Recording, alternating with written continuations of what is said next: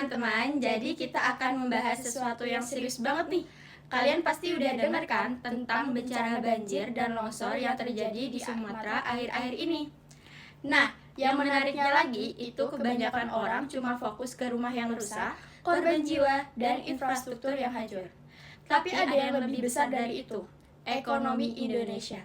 Ekonomi Indonesia mengalami angka kerugian mencapai 68 hingga 200 triliun.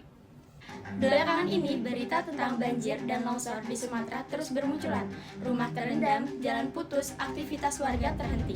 Tapi sebenarnya yang terdampak bukan cuma rumah dan infrastruktur. Bencana ini juga pelan-pelan menunjang ekonomi. Dari ekonomi keluarga sampai ekonomi daerah. Di video ini kita akan bahas kenapa banjir dan longsor berdampak besar ke ekonomi. Dan kenapa ini jadi isu penting buat kita semua. Sebelum kita masuk ke analisis ekonominya, kita bahas kondisi dan penyebab bencana. Oke guys, jadi sebelum kita masuk ke analisis ekonominya, kita harus tahu dulu nih seberapa parah bencana ini. Jadi ceritanya, akhir November sampai awal Desember 2025 di tanah longsor masif di 3 provinsi sekaligus, Aceh, Sumatera Utara, Sumatera Barat. Dan datanya mencapai 975 orang meninggal dunia, 262 orang masih hilang, 5.063 orang terluka, dan 101 orang mengungsi. Di video ini kita bisa melihat bagaimana kemudian di saat banjir tiba itu terlihat banyak sekali kayu-kayu terbawa air, dan kalau misalkan kita melihat dari citra satelit itu tanpa kondisi hutan yang cukup sangat gundul di sekitar lokasi. Wali Sumut mengatakan bahwasanya bencana yang hampir terjadi di setiap tahun pun setiap saat, khususnya saat musim hujan, itu tidak kemudian terjadi bukan hanya karena faktor murni fenomena alam, tetapi juga melainkan sebuah bencana ekologis yang dipicu oleh kerusakan ekosistem. Salah satunya adalah kerusakan ekosistem Batang Toru. Iya, kita tahu bahwa wilayah-wilayah yang kemudian hari ini terkena atau terdampak dari bencana alam itu memang masuk dalam kategori resiko tinggi atau terjadinya bencana banjir bandang maupun longsor.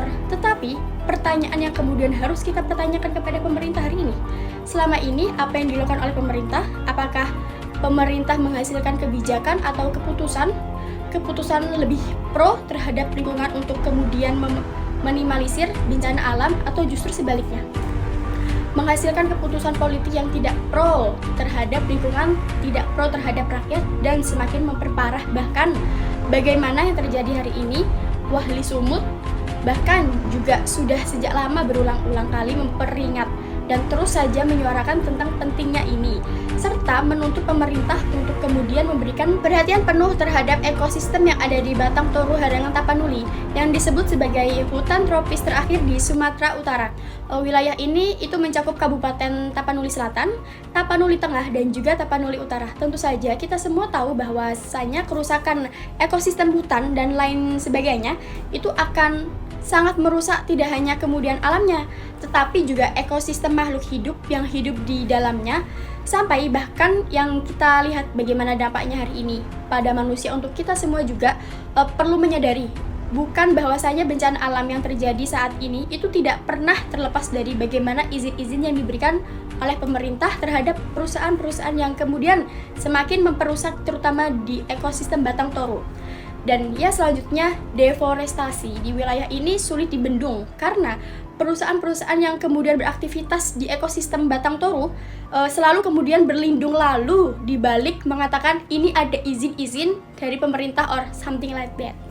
Dari cerita tersebut kita kaitkan dengan ekonomi makronya.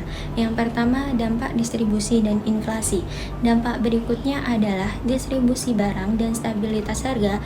Banjir dan longsor sering merusak jalan, jembatan, dan jalur logistik. Barang kebutuhan pokok jadi terlambat sampai ke pasar.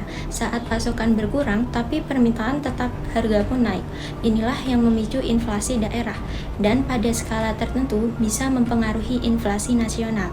Yang kedua, dampak ke tenaga kerja dan sosial.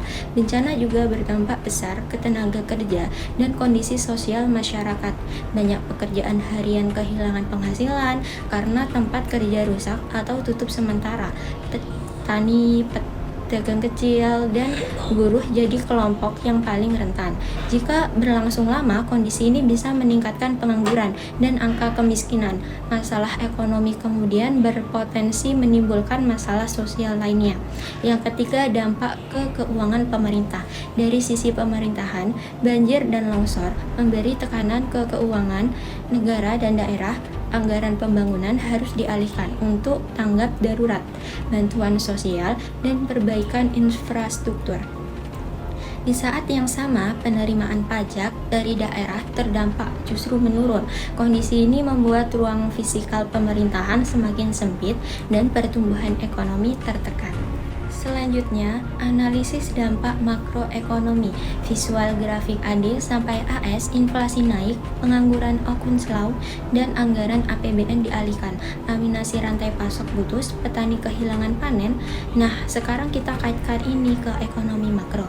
Bencana banjir sampai longsor itu merusak infrastruktur seperti jalan, jembatan, dan jalur logistik, sehingga barang-barang pokok seperti beras dan minyak goreng telat sampai pasar. Pasokan menurun sementara permintaan tetap stabil, memicu kenaikan harga atau inflasi yang mendorong biaya yang dimulai dari daerah dan bisa menyebar ke seluruh negeri melalui rantai pasok. Akibatnya, daya beli masyarakat Sumatera anjlok dengan kontribusi ke inflasi nasional naik 0,1% jika tidak ditangani dengan cepat. Pekerjaan harian dan pedagang kecil terhenti karena tempat kerja rusak serta panen gagal sehingga pendapatan mereka nol. Menurut hukum, setiap kenaikan penurunan 2% menekankan PDB sebesar 1% karena potensi output hilang.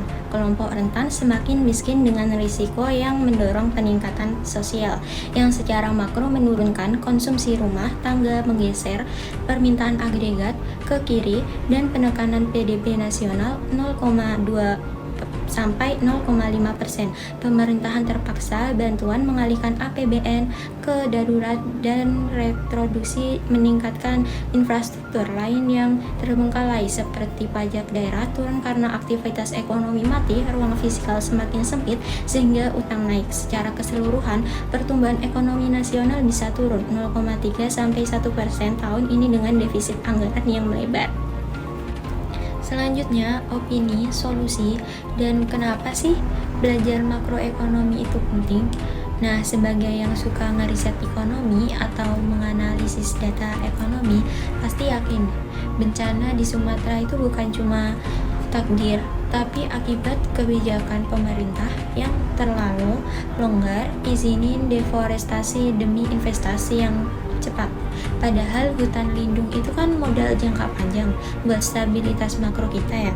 Nah, bayangin tuh kalau dibiarkan, ini bisa jadi black swan yang ngerem GDP Indonesia di 2026. Nah, ganggu rantai pasok sampai bikin agregat demand, agregat supply, dan bergeser inflasi meledak. Solusinya itu bertahap. Yang pertama, jangka pendek, aktivitas dana, BNBP plus logistik, darurat TNI, buat stabilin pasokan dan kendaliin inflasi supply shock. Yang kedua, jangka menengah, yaitu buat cabut izin perusahaan pelaku lalu tanam 1 juta pohon nasional buat pulihin natural capital. Yang ketiga, ada jangka panjang, terapin kebijakan green seperti pajak karbo, subsidi reboisasi, plus diverifikasi ekonomi daerah biar tidak ketergantungan hutan. Nah, makanya belajar makroekonomi itu juga penting banget di era sekarang ini, di tengah pandemi dan geopolitik. Model kayak agregat demand, agregat supply, atau fiscal policy.